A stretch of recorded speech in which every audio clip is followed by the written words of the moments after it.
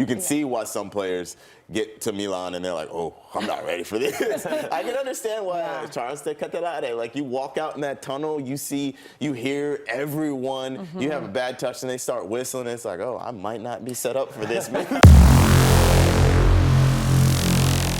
So what exactly is going on in Milan?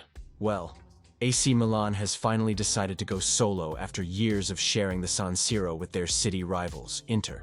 Instead of trying to fix up the old place, they're planning to build something completely new, and way more than just a football stadium. What they're working on is a massive sports and entertainment complex in San Donato, just outside Milan. And get this, the estimated price tag is around $1.3 billion. But this isn't just about bricks and seats. This whole thing is being built like a full-blown year-round entertainment destination. A stadium that's not just for football, but for concerts, business, families, tourists, pretty much everyone. One of the boldest moves AC Milan made was buying land in San Donato for around 40 million euros through a company they own called Sport City Life. The site covers nearly 500,000 square meters in the San Francisco area. No more renovation debates, no more permit headaches at the old San Siro. They've gone for a clean slate. Before choosing San Donato, the club had spent years trying to make things work at San Siro. The original idea, known as the Cathedral, was supposed to be a shared 1.3 billion euros modern stadium with Inter Milan. It sounded amazing on paper. Futuristic design, luxury seating, a symbol of Italian football's evolution. But progress stalled. The old San Siro was declared a protected cultural site, and that meant knocking it down would involve long legal battles and endless bureaucracy. But leaving San Siro isn't easy. Fans have deep emotional ties to the place. Some have spent decades watching matches there, cheering through title wins and heartbreaks. Even now, San Siro still draws football tourists from all over the world. It's a stadium with a soul. That's why Milan's leadership has said they don't want to just abandon it. If the new stadium goes ahead, San Siro could be repurposed, possibly turned into a mixed-use venue with hotels, shops, and community spaces. Still, Milan's ownership sees the future in independence. Jerry Cardinale's plan is bigger than just one stadium. He wants this project to be the blueprint, not just for Milan, but for modernizing Serie A as a whole. Now here's where things start to get really interesting. The actual stadium construction is expected to cost about 451 million euros. But the stadium itself is just one part of a bigger plan. Add in the whole entertainment district and the numbers quickly jump to over 1.28 billion euros in total. The idea? Turn the area into a 365-day-a-year destination. Football on weekends, concerts midweek, a theme park for families, and a hotel for tourists or business travelers. Yes, there's a theme park involved. Not just any park either, an indoor Legoland. And no, that's not a joke. A Legoland right next to a football stadium. Families could bring their kids to Milan for a football match and spend the whole weekend just exploring the area. Whether or not you like football, that's something most people wouldn't expect. And the entertainment doesn't stop there.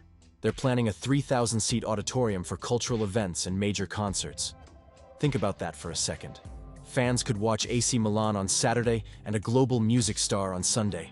Same place, same venue. Now about the hotel. This isn't just a place to sleep. It's a 200-room, high-end hotel right inside the complex. Whether it's die-hard fans flying in from across the world, or business people looking for a premium stay, they'll be able to book rooms that overlook or connect to the stadium itself. It's all about turning the match day into a full-blown experience. Then comes the stadium design. AC Milan's new stadium won't copy the San Siro's three-tiered layout. Instead, it'll have two tiers, but still fit 72,000 seats, nearly the same as San Siro. The seating will be wider too, meaning more comfort and space for fans. No more getting squashed next to someone with popcorn and a giant scarf. A clever architectural feature? The stadium will sit on a raised platform or podium. Underneath it, parking. Above it, easy access to restaurants, cafes, retail shops, and more. The structure maximizes space while also giving fans a better experience getting in and out. And there's a focus on keeping the stands close to the pitch, which means the energy inside the stadium is going to feel intense. And that's exactly what home fans want. Technology-wise, things are being upgraded across the board. San Siro fans might remember the struggle of using mobile data or even making calls during matches. In the new stadium, that won't be a problem. There'll be full Wi-Fi coverage, big screens for watching replays, and mobile apps where fans can order food, buy merch, and see match stats right from their seats. They're borrowing a few tricks from Tottenham Hotspur's stadium in London, often considered one of the best modern football stadiums. Features like fast mobile payments, seamless entry systems, and interactive fan experiences are all being included. And what about sustainability? This stadium isn't just about size and flash. It's aiming for LEED Gold certification, a top-tier recognition for environmentally friendly buildings. Solar power, water recycling, and energy-efficient systems are all part of the plan. The goal is to be one of the greenest stadiums in Europe. Now comes the financial strategy. Most clubs earn the bulk of their income during games, maybe 20 to 25 times a year. That's not enough anymore. AC Milan's model is to create something that generates money daily. The Legoland Park, hotel, shops, museum, concert hall, all of these will operate throughout the year. According to recent estimates, the current San Siro setup brings in around 80 million euros per year for Milan. But with this new development, projections suggest it could earn over 130 million euros annually. That's a 62% jump in revenue, and it could put Milan in a stronger position to compete with Europe's financial heavyweights. The club's owner, Jerry Cardinale, has even bigger plans. He's not just thinking about Milan. He's thinking about turning this project into a model, a company that builds stadiums for other Italian teams in the future. Italy has been lagging behind in stadium development. Cardinale wants to change that. He's already said he wants to use the experience from this build to help other Serie A clubs modernize their own venues. Financing this beast is no small feat. Milan is talking with major banks like JP Morgan, Bank of America, and Banco BPM. These aren't simple sponsorships. We're talking about securing one of the biggest sports infrastructure deals Italy has ever seen. On top of the original budget, Milan has already added another 240 million euros to cover extra costs and potential land purchases. So it's clear they're planning not just for what's expected, but for whatever new opportunities come along. Now, when is all this going to happen? The goal is to have the stadium ready for the 2028-29 football season. The local San Donato Council has already given the initial thumbs up. That's a major step. But there's still more to go. Italy is known for its red tape, and big projects like this always face extra scrutiny. The club still needs approvals from several agencies, public consultations, and infrastructure agreements. And yes, delays are very possible. Just look at past stadium projects in Italy.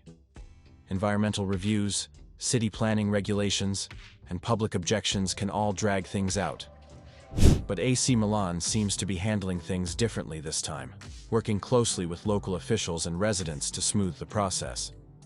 Interestingly, this wasn't the only plan they had. For a brief moment, there was talk of building an underground stadium. That version came with some wild ideas: 20,000 trees, 500,000 flowers, walking paths, slopes, all above the stadium hidden below ground. That concept was scrapped because of how complex and expensive it would have been. The cost? At least 1.5 billion euros, even before buying the land. But it does show the kind of creative thinking that's gone into this whole project. They weren't just trying to outdo San Siro. They were trying to rethink what a stadium could even be. In Italy, the only club that's built something close to this recently is Juventus, with their Allianz Stadium. But that stadium seats 40,000 people and doesn't come close to the scope of Milan's new development. This puts Milan in the same conversation as some of Europe's most innovative clubs. It also speaks to a much bigger shift in the football world. Clubs are no longer just sports teams. They're turning into full-blown entertainment companies. The match is just one part of the story. And the Legoland idea says it all. It's not just about attracting loyal fans. It's about bringing in families, tourists, young kids, people who might not care about football but want a full day out. Maybe a child visits the theme park and leaves with an AC Milan scarf.